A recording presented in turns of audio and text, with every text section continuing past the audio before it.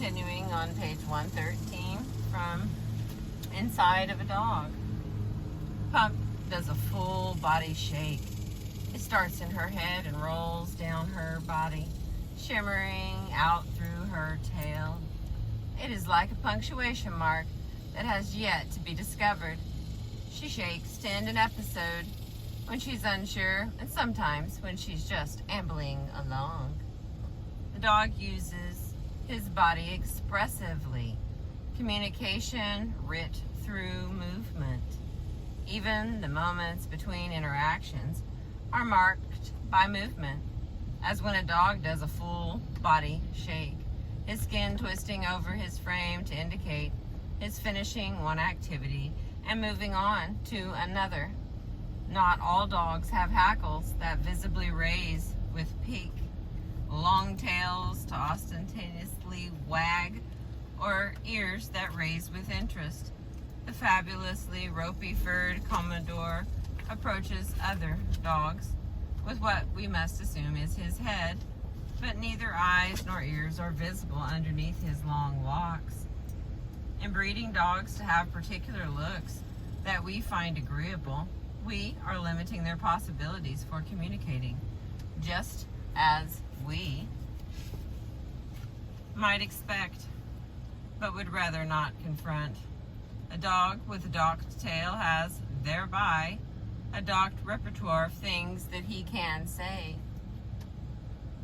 Research looking at the range and rate of signals used by 10 physically dissimilar breeds found just this. Comparing the behavior of dogs from the Cavalier King Charles Spaniel to the French Bulldog to the Siberian Husky, there was a clear relationship between the breed appearance and the number of signals they used. Those animals that had been most changed physically in domestication from wolves, the King Charles at the extreme, sent the fewest signals. These pedomorphic or neotenous dogs who retain more features of juvenile members of canid species into adulthood look least like adult wolves. The Huskies, which have the most wolf-like features and are genetically closer to Canis lupus, do the most wolf-like signals. Given that many bodily signals provide information about one's status, strength, or intent, the necessity for dogs to send these signals is presumably diminished in a world where humans chaperone dogs through life. But the same signals used to convince a dominant animal of benign intent may also be used to communicate information to humans. Walking through the city, I turn a blind corner and nearly step on an unfamiliar dog pulling on a long leash. Seeing me, she crouches, wags her tail furiously between her legs, and licks towards my face. It may have been a submissive gesture, but now it is adorable. Inadvertent and intent. After sleeping late and enduring the slow pace of my morning rituals, Pumpernickel first move when we get outside never varies. She takes 2 steps out the door and unceremoniously squats. She crouches deeply, fully committed to the pose, with only her tail curled high out of the way, pulling her body up. The torrent of urine released, surely record-breaking this time, seems accompanied by a relaxing of the muscles of her face, and by a growling guilt on my own that I made her wait so long.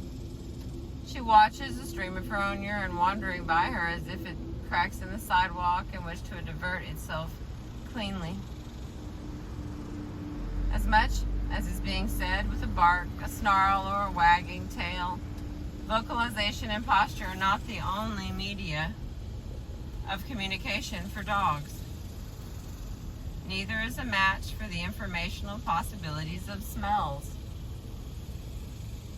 Urination, as we saw earlier, is the means of odorant communication most conspicuous inconspicuous to us. It might be hard to believe that the release of the bladder is a communicative act, right up there with a polite conversation between friends or a political orating before his constituents, a politician orating before his constituents. At some level, it is like both of these. It is part of normal dog sociality, and it can also be bellowing self-promotion writ on a hydrant. You might balk at calling the moist message left. High on a lowly fire hydrant, the same kind of communication that humans use. And not just because they are talking out of their rumps, not their faces. Crucially, we communicate most of the time with intention. Rather than yammering out loud to our own left hand, we tend to direct our communications to other people. People who are near enough to hear us, not otherwise distracted, who know the language, and who can understand what we're saying. Intention distinguishes communication done with others in mind from the automatic oof uttered on being hit in the belly, blushing at a compliment, a mosquito's constant buzzing, or the unmindful bit of information imparting done by traffic lights and flags at half-mast.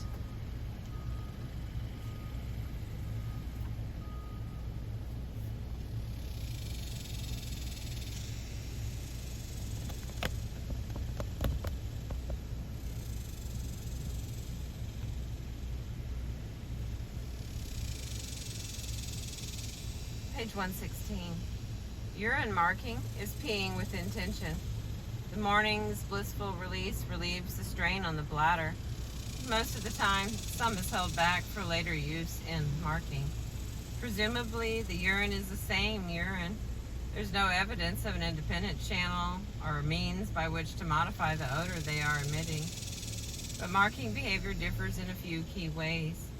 First, in most adult males and some gender-bending females, marking is characterized by a predominantly raised leg.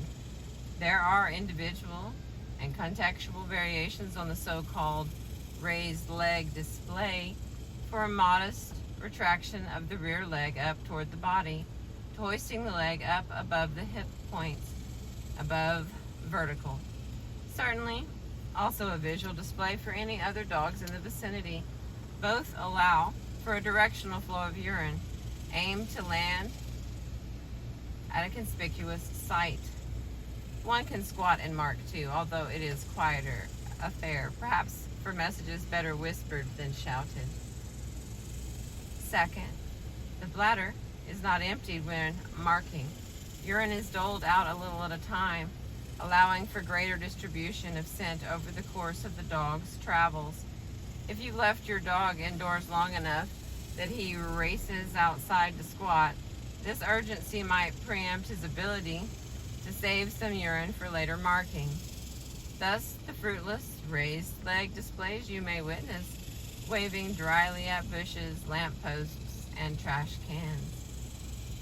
Finally, dogs usually urine mark only after spending some time sniffing the area.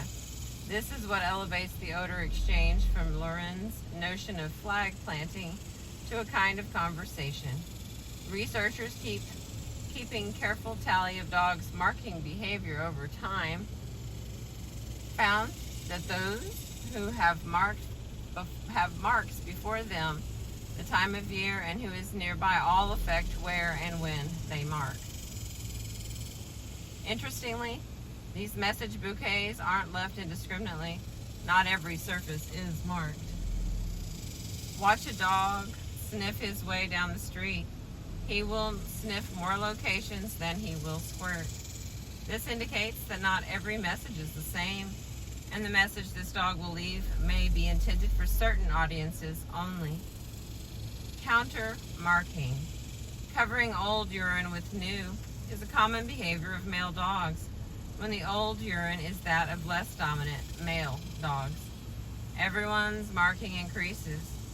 when there is a new dog around. If it is not territorial, what is the message in the mark? The first hint is that puppies don't urine mark. The communication must have to do with adult concerns.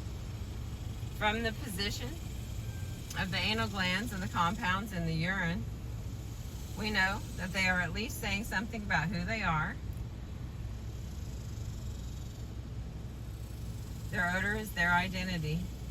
This is a fine message, but it is probably fairly unintentional. I may communicate something about who I am by merely walking into a room and being seen, but the very fact of my person is not a continuous, intentional communication about my identity, except when I was a kid dressed to be seen. What does look intentional in this communication is that dogs don't bother to say it if there's no one else around. Dogs who are kept pinned by themselves spend very little time marking.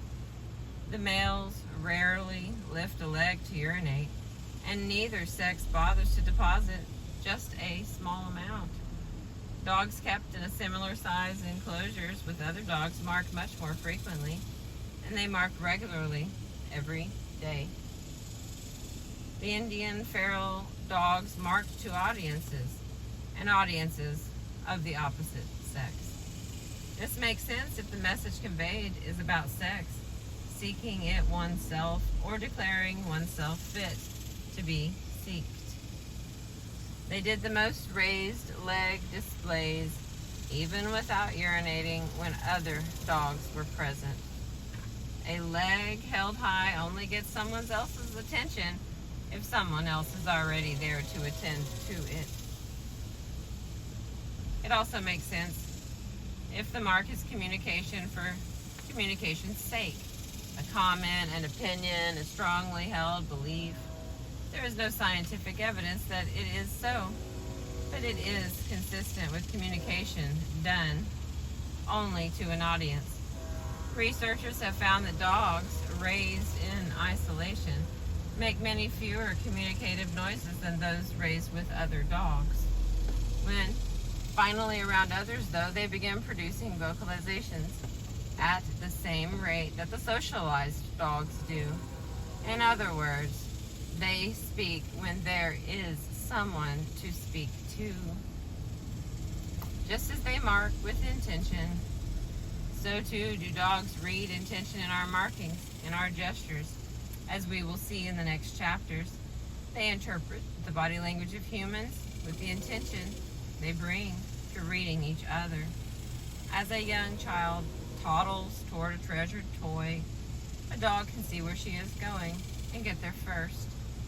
A turn of the head in thought garners little attention, but a turn of the head that looks at the door, there is intention in that turn. And dogs know it.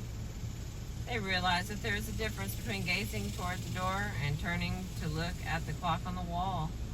They can distinguish a finger pointing toward hidden food and a point done while lifting one's arm to check a watch. We speak loudly with our bodies.